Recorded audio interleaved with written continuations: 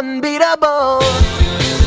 What's going on, you guys? It's your boy SoDoom285, and with the release of the Marvels, what I thought I would do is share with you guys my top 10 MCU hot takes. Now, this is going to be a start of a series where I talk about my top 10 hot takes of a particular franchise. Today is going to be the MCU. And with that said, I invite you to leave your MCU hot takes in the comments below. Maybe I'll do a reaction to them in the future. With that said, I know this is going to upset a lot of people, but that's what hot takes are for. And we all have varying opinions. With that said, let this video begin, let the controversy begin with my honorable mentions to my top 10 MCU hot takes. So my first honorable mention hot take for the MCU is that I think She-Hulk is wildly overhated. It's not that She-Hulk is one of my favorite shows in the MCU, never mind one of my favorite entries in the MCU. No, it's probably bottom 3 MCU shows, but it's not my least favorite either.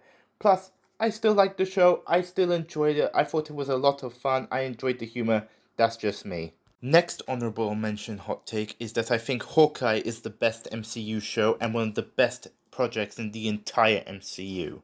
While most people did like Hawkeye, not a lot of people would rank it in their top 10 favorites in the MCU, whether you're talking about movies and shows combined. However, I'm one of the few people that would. In fact, Hawkeye, spoiler alert, is actually my top 5 favorite entries in the entire MCU. From the banter between Jeremy Renner and Haley Steinfeld, which was fantastic, to the story, to the characters just being endearing. It has a lot of heart. That's why I love it so much. And I just don't think a lot of people think of it as highly as I do, but that's just me. And the next honorable mention MCU hot take that I'm going to be talking about is that I think The Incredible Hulk is not underrated. If anything, I think it's overrated.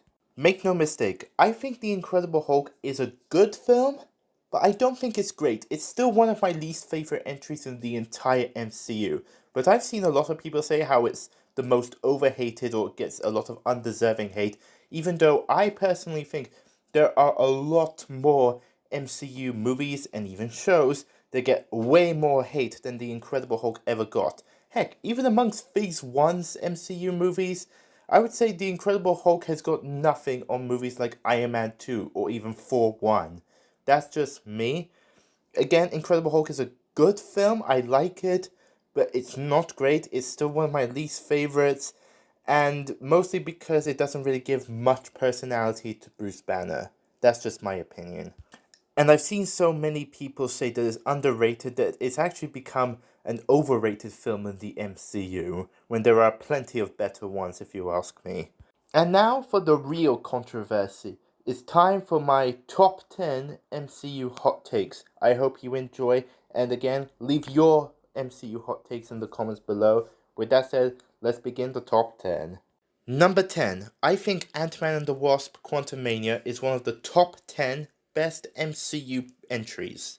Guys, you don't know how shocked I was when I found out a lot of people were basically being extremely hard, tearing apart Quantumania, because I loved it. I had a blast with it. It was a ton of fun. And I think coming off the heels of Black Panther Wakanda Forever, which was very emotional, and I was an emotional wreck afterwards, I needed something a bit more lighthearted, but still had a lot of heart, and I care about the characters.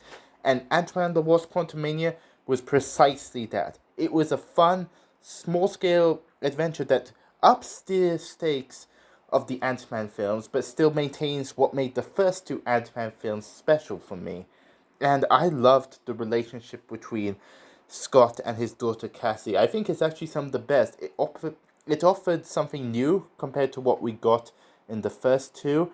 I thought Kang was a great villain. We got more insight into Janet Van Dyne because we didn't really know her in the first film, or the second film either.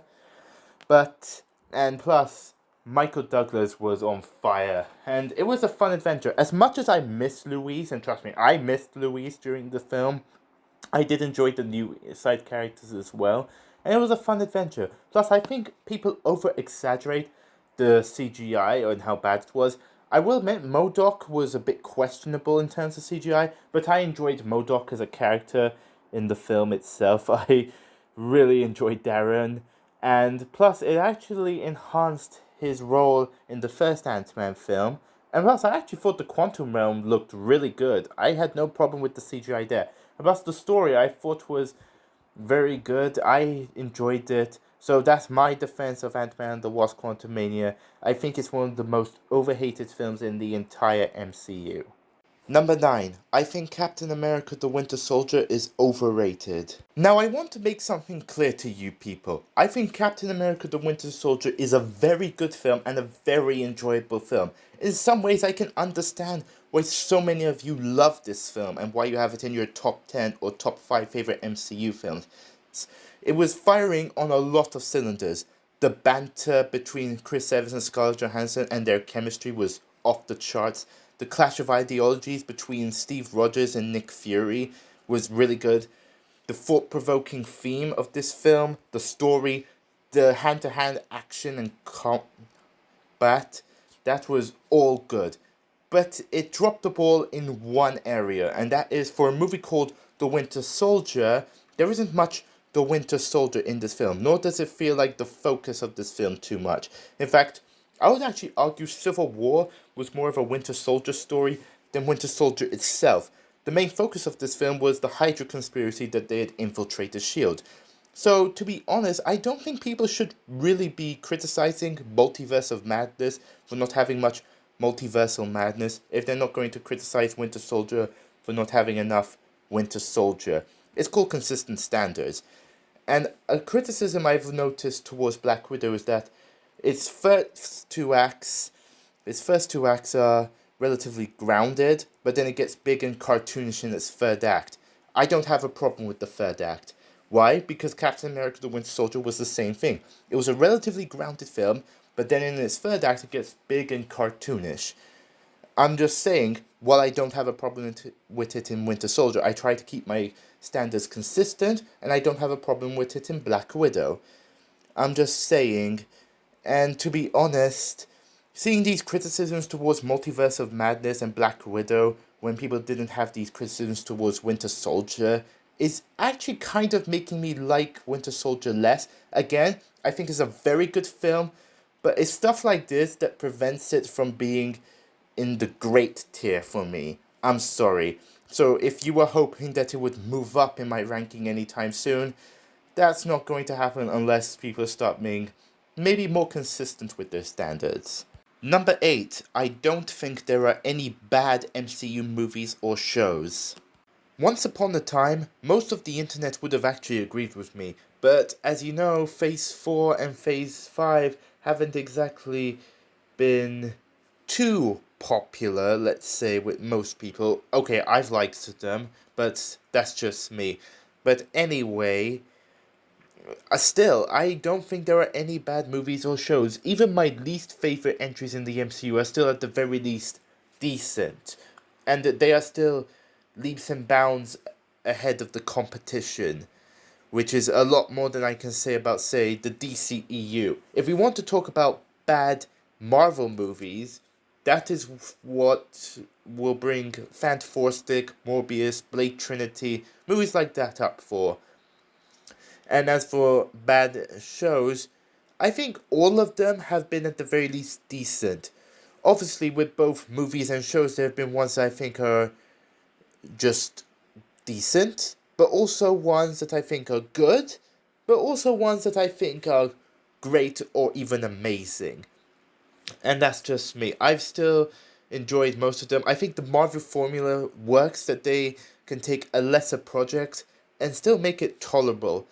Anyway, that's just me. I'm still enjoying the MCU. They haven't given us our bad entry just yet. That's just me.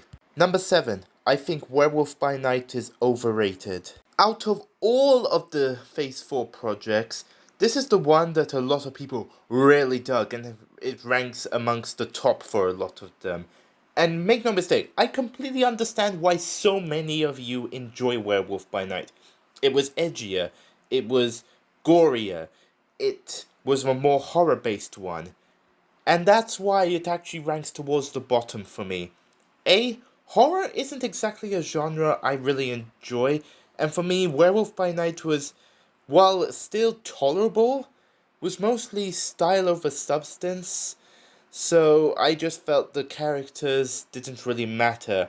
I still appreciate the ambition on display, but if you love this film, I'm happy for you. But me, let's just agree to disagree. It's one of my least favorites just because A, I'm not really a horror guy and I didn't really feel there was much story and the characters weren't very interesting to me. That's just my opinion.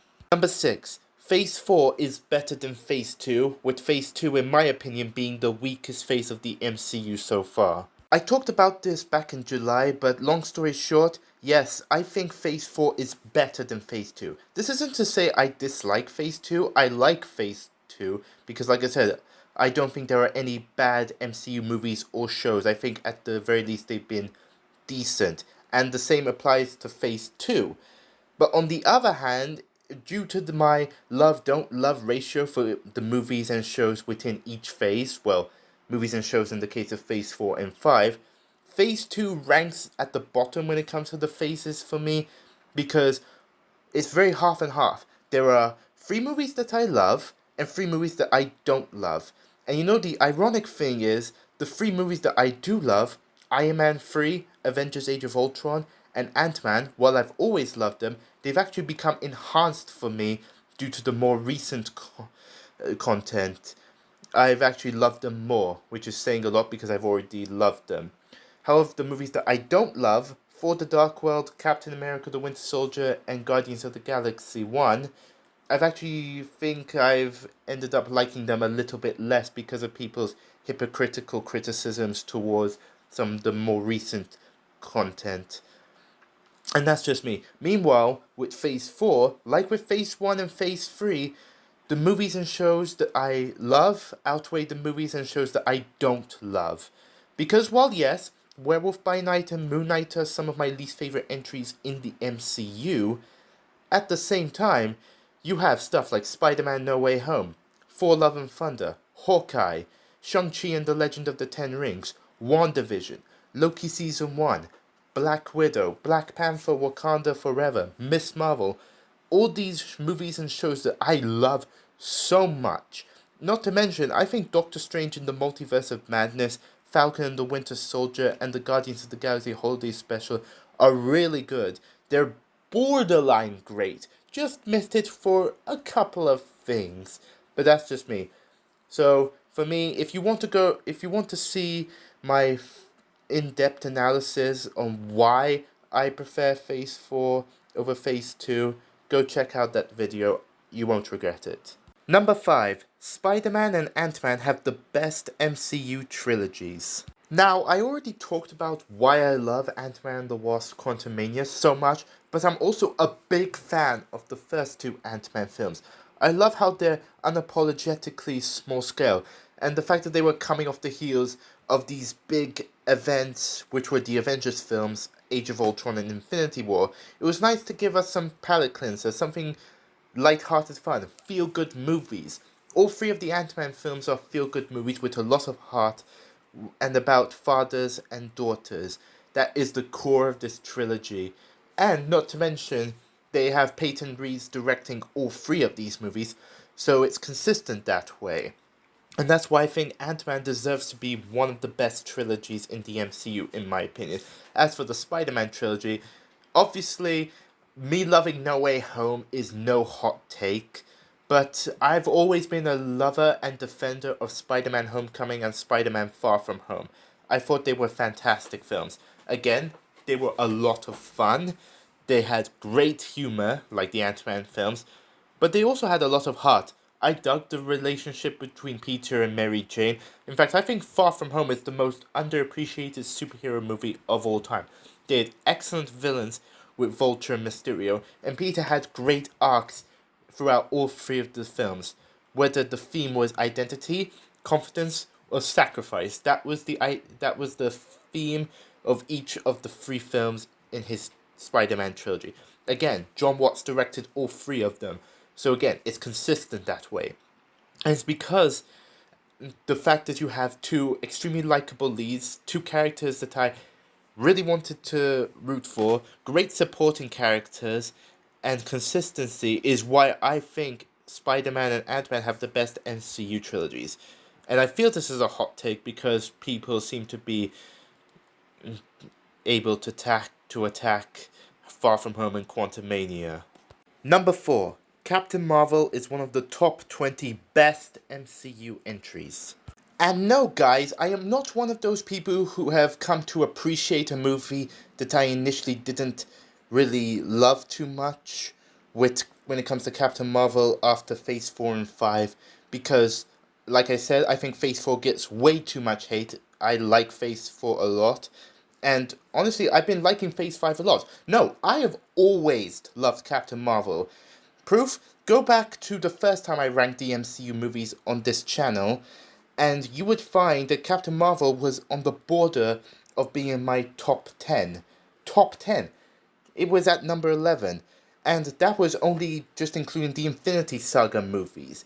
And I've always felt that way from the first time I watched it. I loved it. And the reason why I do is because A, I think Carol Danvers gets way too much hate.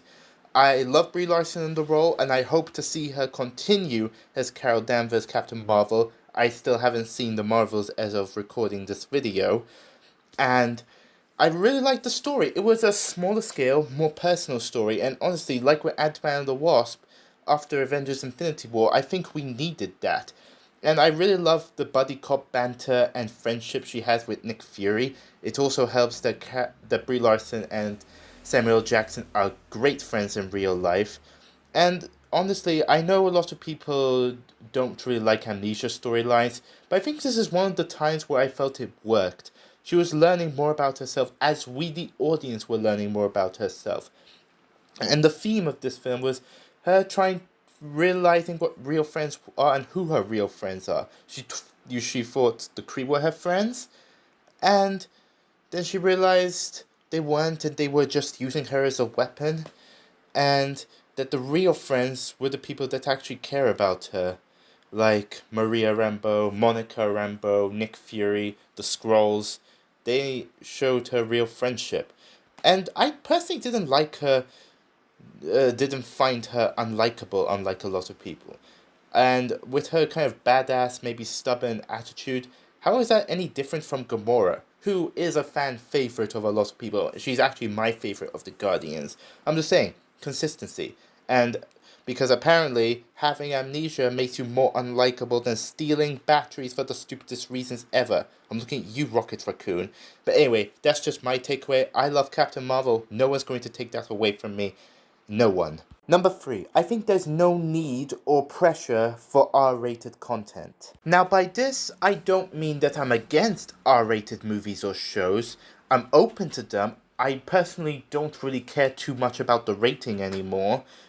Honestly, what I mean by this is that I've noticed a lot of fans have been begging for more R-rated content, or saying that movies like Thor: Love and Thunder or Black Widow would have benefited from an R rating, or they would have been good, or that shows like Moon Knight should have been R-rated, saying that it should have been R-rated. But first off, people only started caring about R-rated content when the likes of Deadpool 1 and 2 and Logan came along.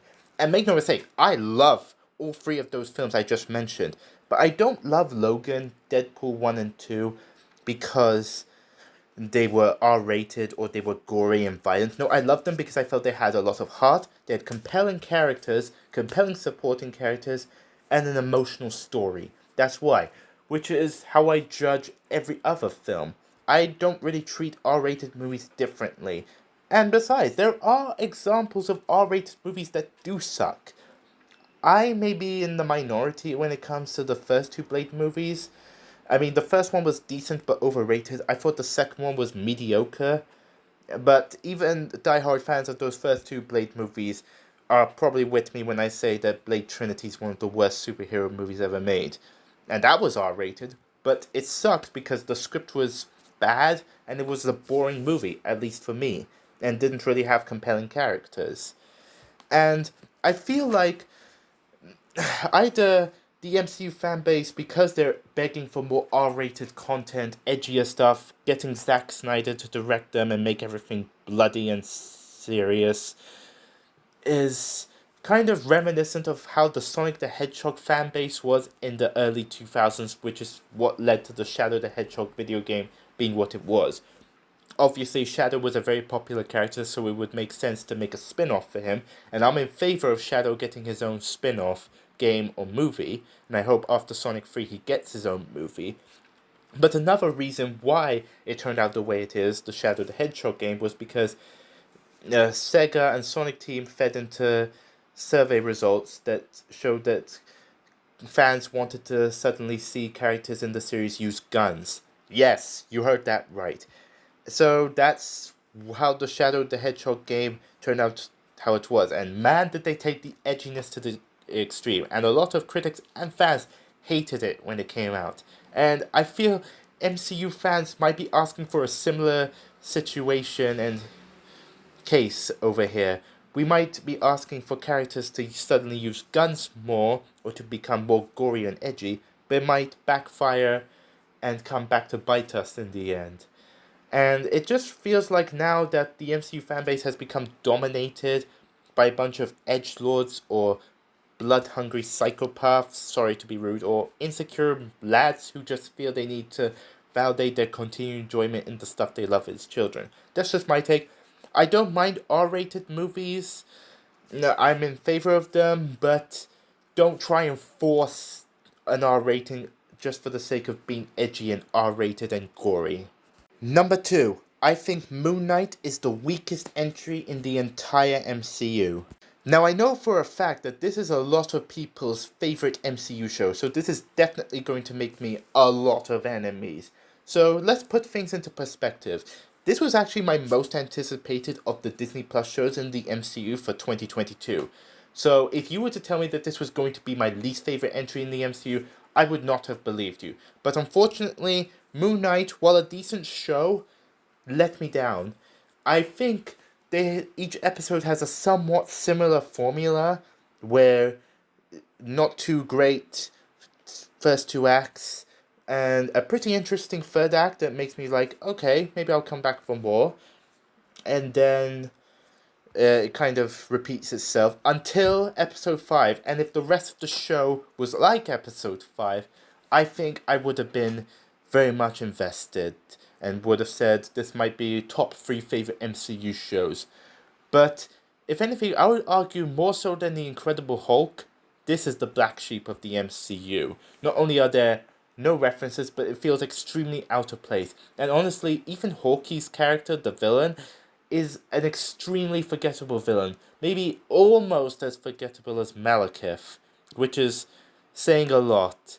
Now, I think Layla was an interesting supporting character, and one of the reasons why episode 5 is my favorite of the show is because it probably gave some insight and answered a couple more questions that I was asking. But by the end, I felt the finale was very weird. It just didn't really excite me, the show. I didn't really enjoy watching it too much. It's still a tolerable show, but it's very frustrating. And no other MCU project leaves me more frustrated than maybe Moon Knight. Again, I still think Phase 4 gets way too much hate, and Moon Knight is just one project out of 17 in Phase 4. Same thing with Werewolf by Night. There's only 2 projects in Phase 4 that I would say are less than enjoyable out of 17. So it doesn't really matter. It doesn't ruin the phase for me. There are just a couple of lesser entries in the MCU. If you love the show, I'm really happy you did. I wish I could, and I still want a Moon Knight Season 2. Maybe the writers would have found their footing, but as of now, Season 1 of Moon Knight is my least favorite entry in the MCU. Number 1. I think Guardians of the Galaxy 1 and 2 are some of the most overrated MCU movies. Now this for sure deserves to be my number 1 MCU hot take, because I know for a fact a lot of people rank both of the first 2 Guardians of the Galaxy movies as some of the best movies in the entire MCU. However, I'm not there. Again, they're good films, they're enjoyable, they're watchable, but I'm not as high on them as I know a lot of people are, and there are specific reasons for that. Starting with the first Guardians film, I think it does very well for the first half, especially when you get to Star-Lord, Gamora, Rocket and Groot trying to get out of their prison, how they've formed together, the Guardians. However, I felt Drax was forced into the story because it's like James Gunn's thought he needs a power man, so I'm going to use Drax even though I don't know what to do with him much.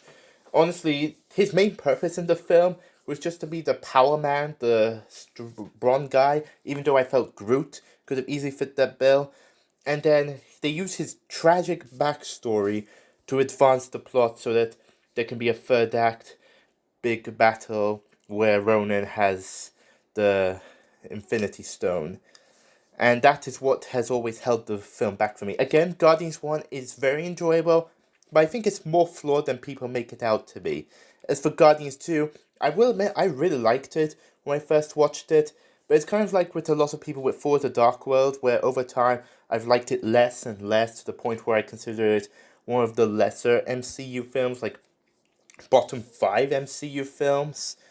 And honestly, you know how a lot of people say The Incredible Hulk, Iron Man 2, For the Dark World, those are the films they think of when they think bottom tier MCU films. I would personally swap Iron Man 2 out for Guardians 2. And the reason for that is I think, well, I get what James Gunn was going for, showing that you find you find family outside of biology.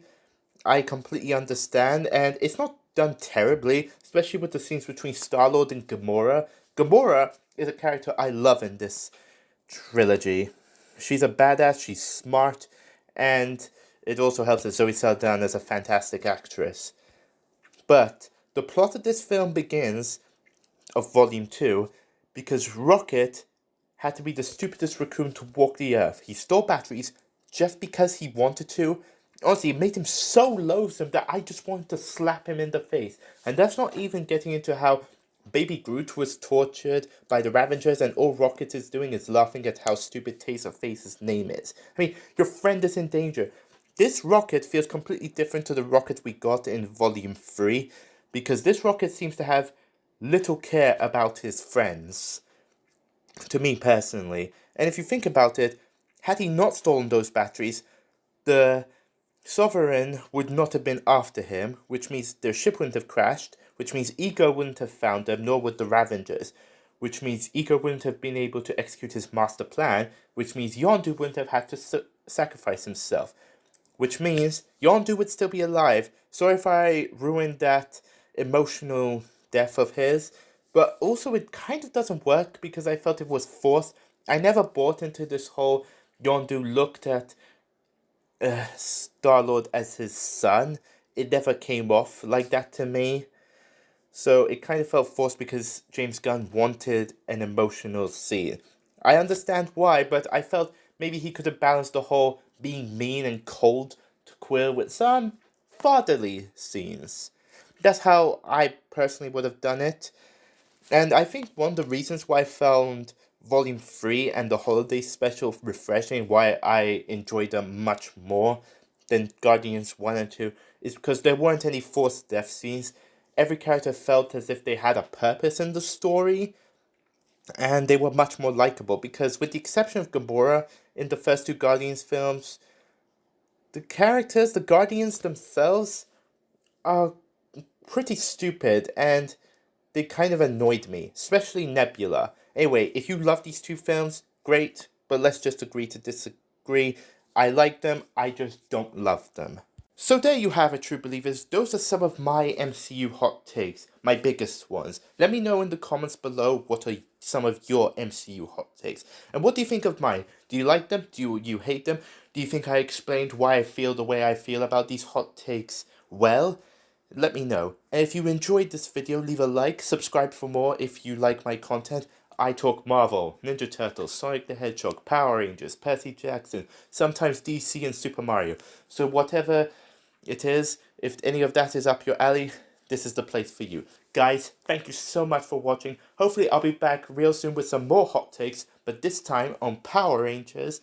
Until then, remember, trust your own judgment, and I'll see you next time. Sodium285, out. If the world chooses to become my enemy, I will fight like I always have.